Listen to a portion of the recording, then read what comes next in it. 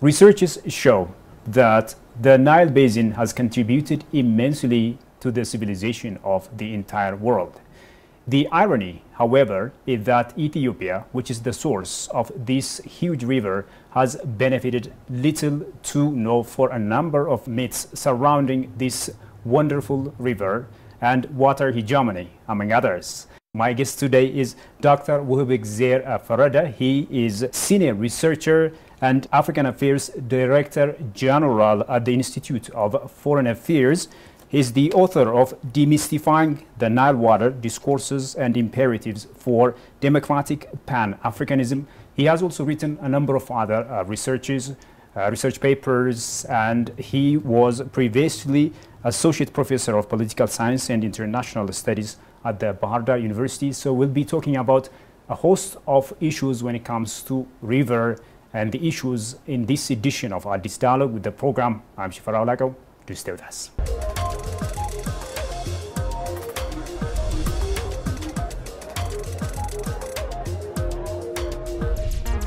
Thank you so much for making the time to talk to us. Thank you very much for inviting me.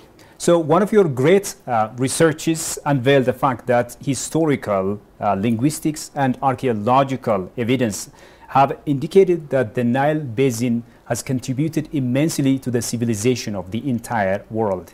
Can you briefly bring us up to speed in this regard? What are some of the findings that you achieved?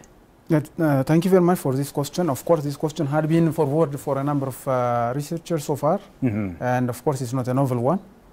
You see, researchers like Austin, it's an American researcher who have been researching in the Nile Basin for around 3 decades. All right. And of course, prominent scholars like our own case, the Egyptologist Agaye Gebremedin, and we have also Antonio Broder. These scholars have, of course, unanimously, they have confirmed that the source of the civilization that we have in Africa, it was, of course, at the source of the Nile, one.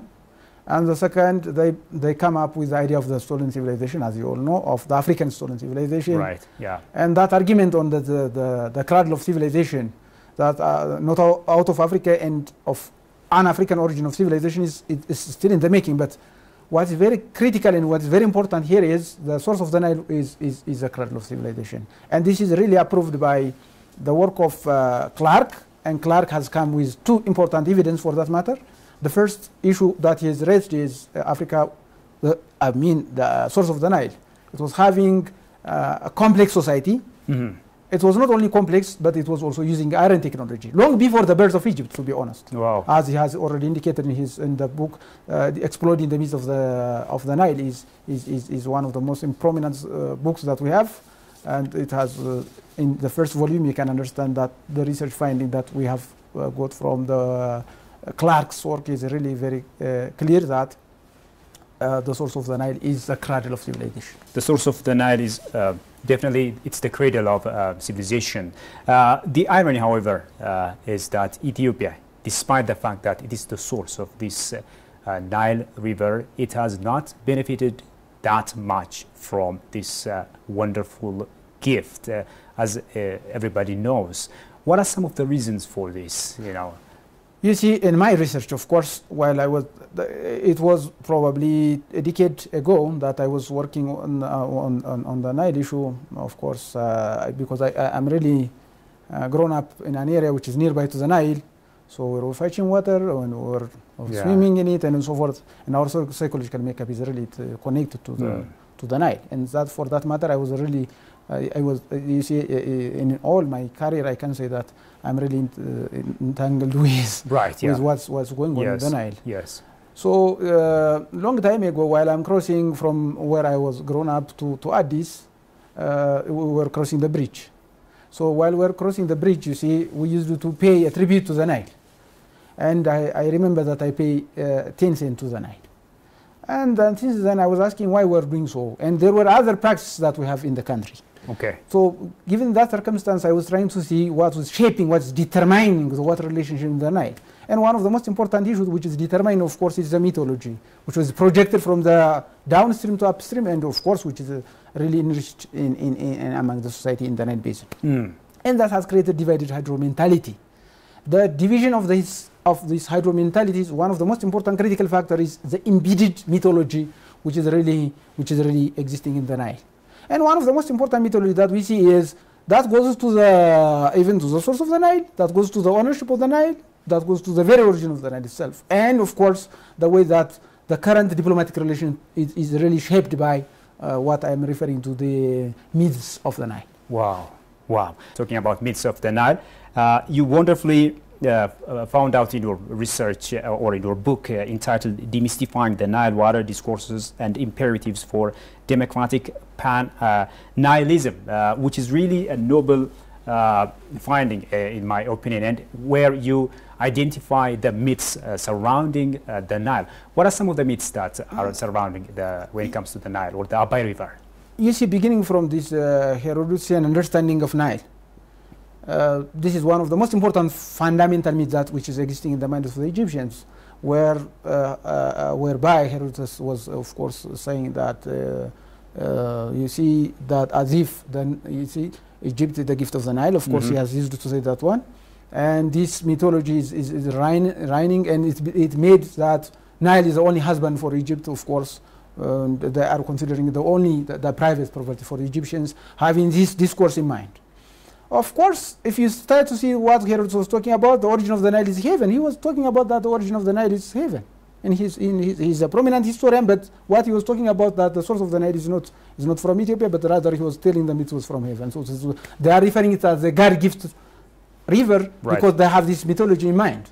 And of course, they have ethnocentric myths, as I have indicated in my book. Of course, my book is not about democratic pan-Nihilism, but my book, which it is really referred about demystifying the history of the Nile River. So the first term that I have coined for the understanding of in the historical understanding of the Nile is the word demystification, because I have the assertion that the most important stumbling block that creates division in hydro mentalities is the myth behind. So while you are moving towards water science, of course, in the 21st century, is getting a cover in the politics, and we see highly politicization of scientific understanding of water, and then in all the negotiation process that you find these issues are existing. So we have this ethnocentric myth, whereby there are the mightiest people who dare to dam the Nile, and there are the mightiest people who are very suitable to the Nile. And this is existing in their ethnocentric narratives and mythos, which is not really true. And this ethnocentric understanding of the Nile is, of course, it is racist. That's why they say that stupid black Africans. And this way of understanding of the Nile, of course, the bridging strategy that taking out of the Nile from Africa to the Middle East is an indication of the daring that Africans are not really responsible in using the Nile. And in this regard, by the way, in terms of their argument about the historic argument, they believe that they were the first people to fetch the water from the Nile. That is what they are referring to, the historical understanding, the historical right. But the Nile had been used by Africans long before, of course, and there was Nile before the birds of Egypt, of course. The Nile was a means for the unification of the upper and the lower Egypt.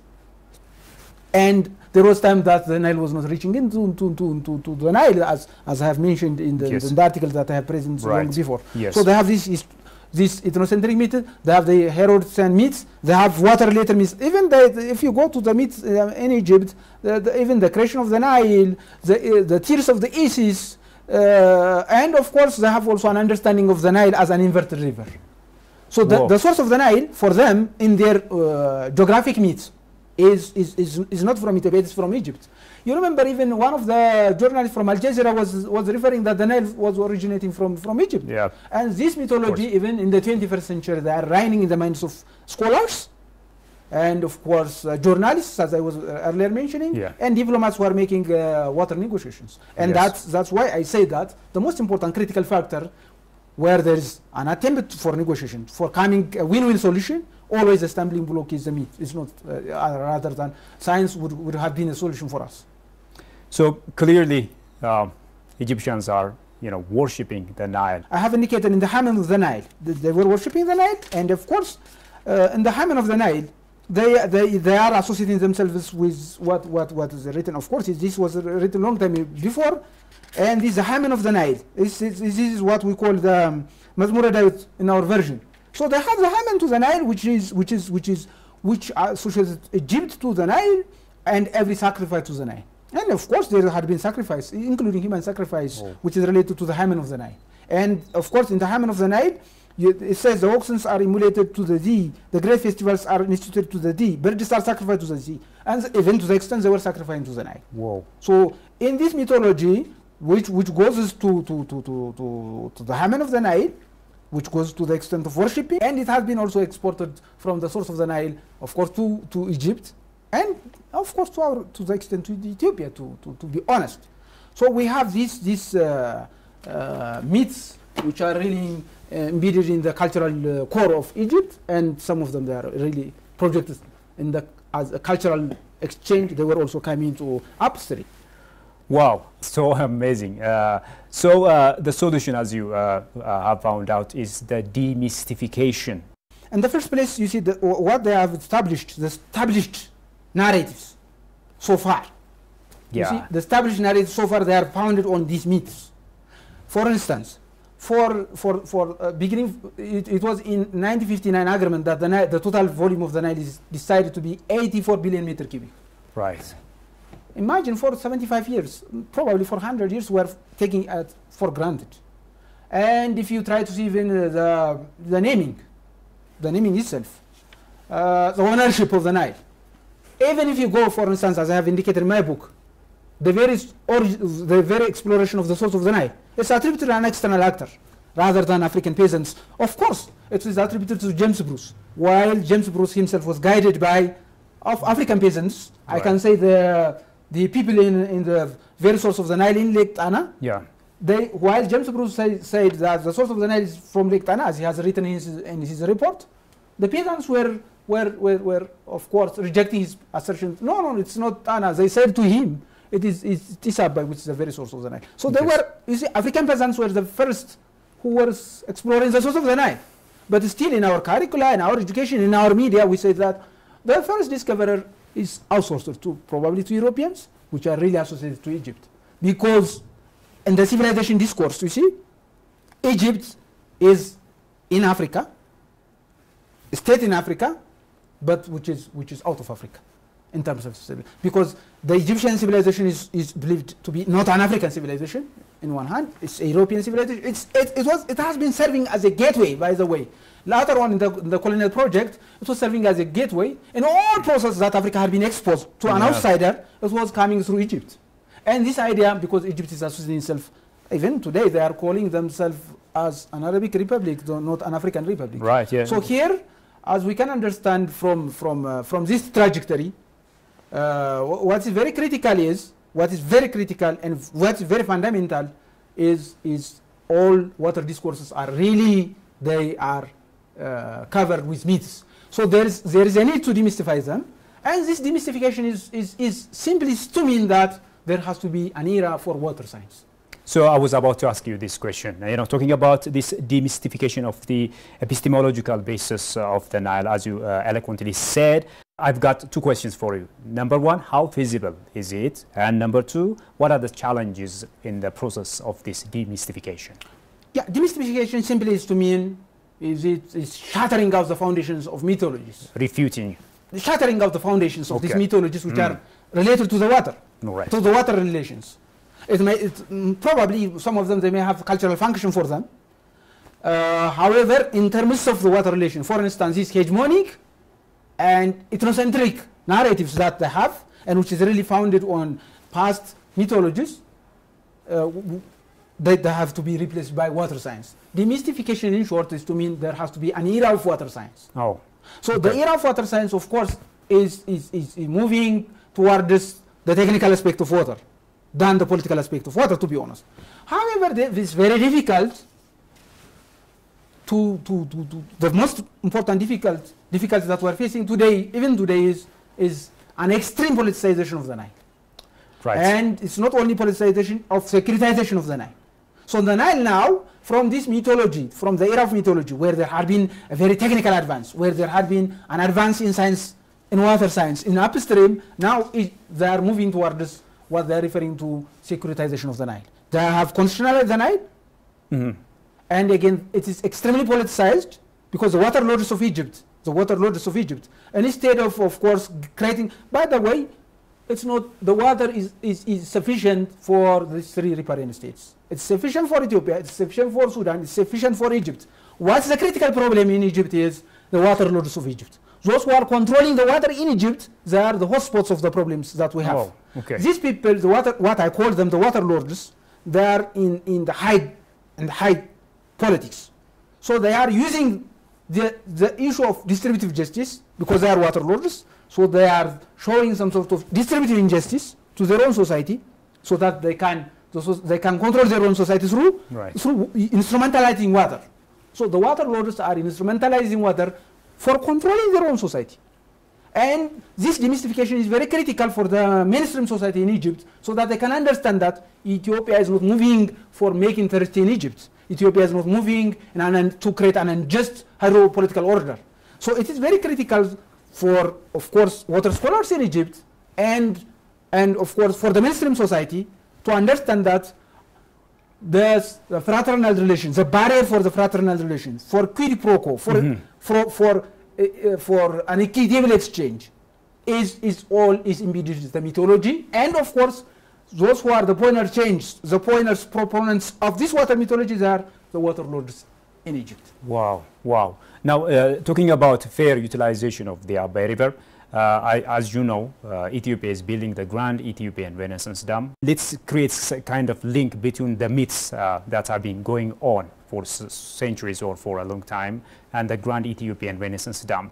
Has this myth kind of affected the construction of the Grand Ethiopian Renaissance Dam? You remember, for instance, they were raising the issue of catastrophic flooding, earthquakes, foreign intervention, and so forth. These were all unfounded. Now they were warning Sudan that they were going to face dam collapse, and that has to happen sooner. The very first feeling, whatever feeling of the dam, and they were talking about water scarcity and starvation in Egypt. We feel the dam 3 times, but now we can understand that, the world should understand that we're not creating any trouble to Egypt and Sudan. Rather, you see, they were having ample water, and to that extent they were having floods. Yes. They were having very, very, very significant amount of water. So the problem, the critical problem, which is really embedded in the Nile, as I have mentioned, is the myth, and the myth has to be replaced by science, and there has to be scientific understanding, and science can reign in the Nile. And if science runs in the Nile, there has to be a move towards fraternity, and that fraternity is what I am referring to, pan-Nihilism. But that pan-Nihilism should not be a very hegemonic pan-Nihilism, as has been experienced by Egypt. Egypt was trying to bring the whole riparian states under its own umbrella, under its own flag. And this is an old project. This old project is not important, but we have to have a democratic pan-Nihilism. You see, you can, for instance, let me tell you what I have said while I was in Khartoum at the confluence of the White and then what I say, Abai and of course the White Nile. So at the confluence of Abai and the White Nile, I said to an Egyptian and for a Sudanese, I was here before I came here. Oh. Because I was drinking the water from here, and I know the water, but I got the water there. So I was there before I was there. Wow. And that means the water was connecting us. And for that matter, we are referring that sense that we have a common father, and the Nile is going to be, the sacred common father, which is going to unify all of us. And that unification is, of course, pan-Nihilism. And that pan-Nihilism has to be democratic. Democratic pan-Nihilism. This democratic pan-Nihilism, in the sense, is to avoid the hegemonic pan-Nihilism that had been exercised by Egypt. Okay. So I think if we move towards fraternity, and if we move toward this, of course, exchange of comparative advantage, if there had been an arrangement of exchange of comparative advantage, the Nile is not a problem. The Nile is a blessing. You see, but the way that Egypt is always proposing is, if you have a cow, for instance, assume that the Nile is a cow. So the whole proposal that Egypt is always coming is slicing the cow into a sort of dividends, and that was the end of history. This is what the Egypt is always talking about, probably in relation to water sharing, which was explained in the two colonial agreements of 1929 and 1959. This is all about colonial, but they are already focusing on water sharing. Now the move is not towards water sharing, of course. is a move is towards benefit sharing. So the benefits, the milk, which the cow is going to produce, is going to be, of course, democratically and equitably is going to be distributed among the riparian states to the Nile. That's the way forward that which I am proposing. So this is, to sum up, this can be called democratic pan-Nilism, right? Yeah, definitely. Wow, wow. So let's continue, and moving on from there, in addition to the myths surrounding the Nile Basin or the Abai River, there are other issues that have been going on for a number of years, like wrong narratives, if you like, unfair apportioning of the waters, water hegemony, and things like that. How has Ethiopia been affected so far due to these things, due to these factors? Yeah, you see, Egypt was hegemonic. And for instance, in Ethiopia, it has projected its own hard power and soft power. It had been attempting even to conquer some of its territory from the north. And they come up with 3 expeditions, by the way, to control the very source of the Nile.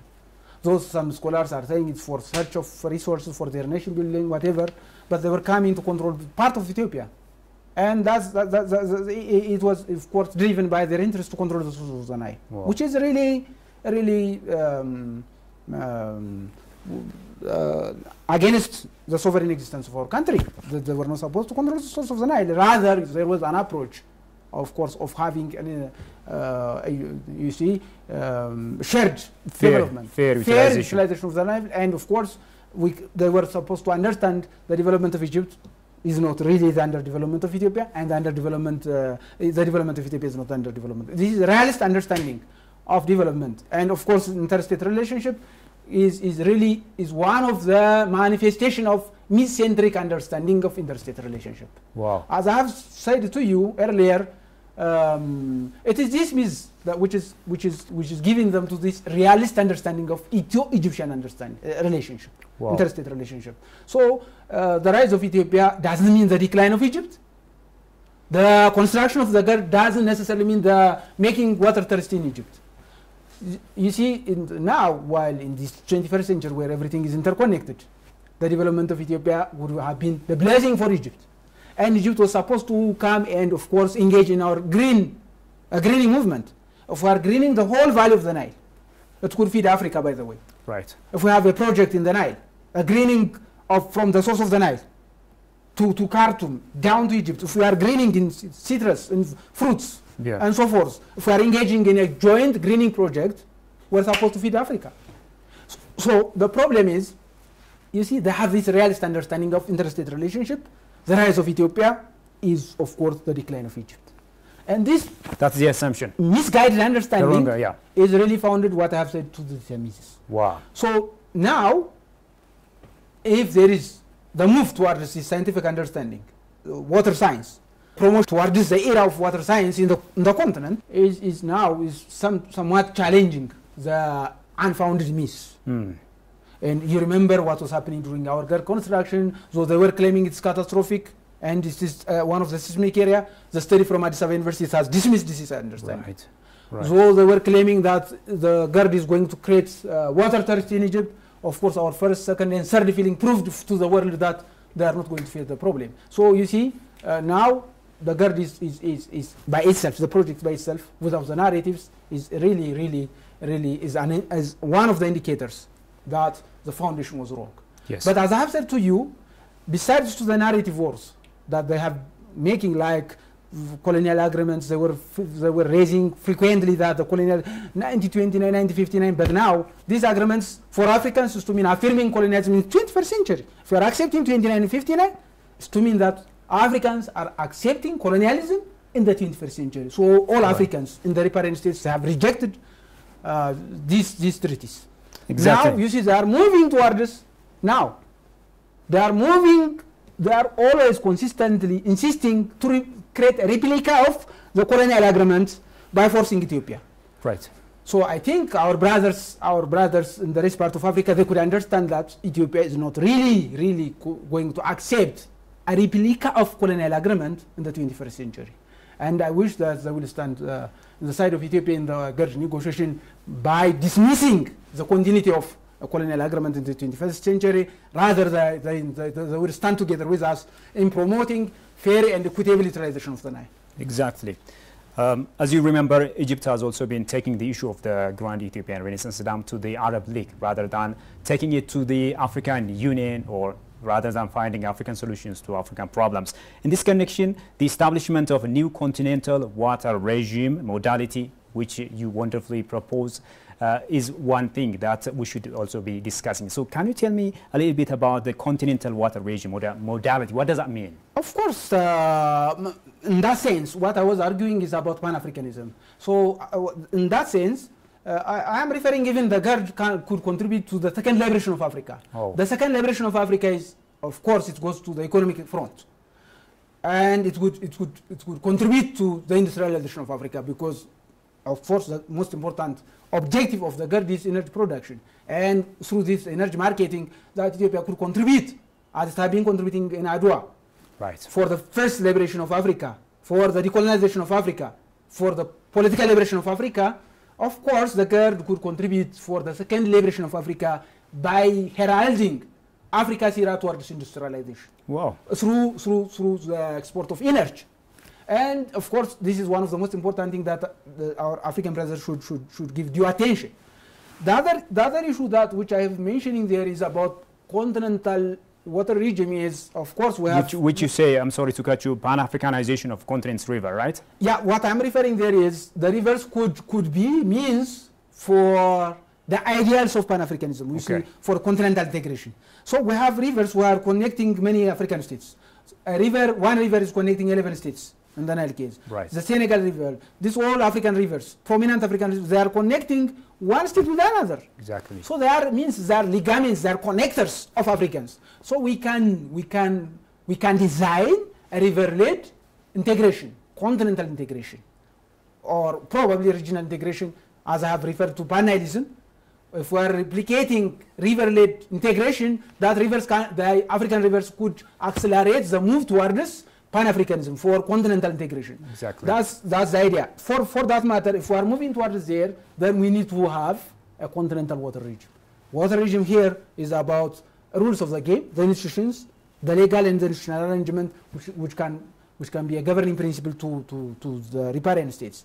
Of course, there are contexts. There are different contexts. Okay. There is no uniformity in the way that the Senegal is treated and the Nile is treated. So we can create some sort of uniformity in terms of the legal and the institutional framework that are governing water relations among riparian states. That's why I'm referring. This idea have been, of course, long time ago. Yes, the idea that I'm mentioning right now, some of them they were raised probably 2010, some of them 2016, as I have indicated in this book. Okay. And they are not the idea that I'm making to the attention of the viewers right now, but they have been in the online long time ago. All right. Great idea raised there, Doctor. So how can the continent of Africa realize this Pan-Africanization of African rivers? What are some of the things that you suggest as a scholar? You see, they are connecting, yes, as I mentioned in the Nile. Yeah. So I am connected with the Sudanese through the Nile. So we have a common father. There is we this call integration. it the Nile our common father. So you see, always you find the sacred foci for integration, or even for the states. Right. You have this what you call the sacred foci, the sacred center. That's your father. That's your origin. So this is very important. If the Nile is the cradle of African civilization, so it serves, it serves as a father of the civilization, right, and as the father of the continent. You see, and that brings Africans into what we call a project of fraternity, and of course, integration and economic, that goes to the extent of political integration, but it has to be started through this economic integration. Yes. As we are exporting, of course, hydroelectric power to Kenya, to Sudan, to Djibouti, and so forth, and then that we are connected. We are connected through the Nile, yes? Yes, power integration. The power integration. The product, that product, hydropower that we are producing through the GERD is a product of the Nile. So the river is integrating us. Exactly. So talking about integration, what are some of the ways that you see this Grand Ethiopian Renaissance Dam, the colossal dam that Ethiopia is building, can bring about great regional integration, be it power or otherwise? Of course, you see, whenever you are exporting power, you see you are exporting energy, and in that sense, it has a transformative one, it has a transformative impact. Right. For instance, it can accelerate free movement of people inside, because it may accelerate free movement of labor wherever the need for a certain industrial zone, if a certain country A is demanding labor from this side, or probably some of the products. Yes. So we are going to have a very good opportunity for exchanging comparative advantages. Exactly. And instead of to have a fixation with this colonial type of economy, where one is producing banana, the other is producing banana, we are going to have zones, economic zones. If Ethiopia, for instance, if Ethiopia has become a center of excellence, probably certain agriculture products. Yes. Or if Ethiopia is going to be a zone for energy production. And if Sudan is going to be basket for agriculture products. Yeah. And if Egypt goes to technological innovation, we are going to have a very good relationship, because we are exchanging our comparative advantage. One is dependent on the other. So the energy is going to Sudan, the food is coming to Ethiopia, and the food is probably going to Egypt, and the technology is coming to Ethiopia. So we are going to have a very fair and, of course, sustainable development. Right, right. Dr. Wuhibegezer Ferede, Senior Researcher and African Affairs Director General at the Institute of Foreign Affairs. Thank you so much for coming here to our studio and giving us this wonderful idea. Thank you very much. I'm very happy that I have got this opportunity. Well, dear viewers, with that, we come to the end of today's program. Thank you so much for having been with us. Until I see you next time with another program, it's goodbye from me, Shfaraulak.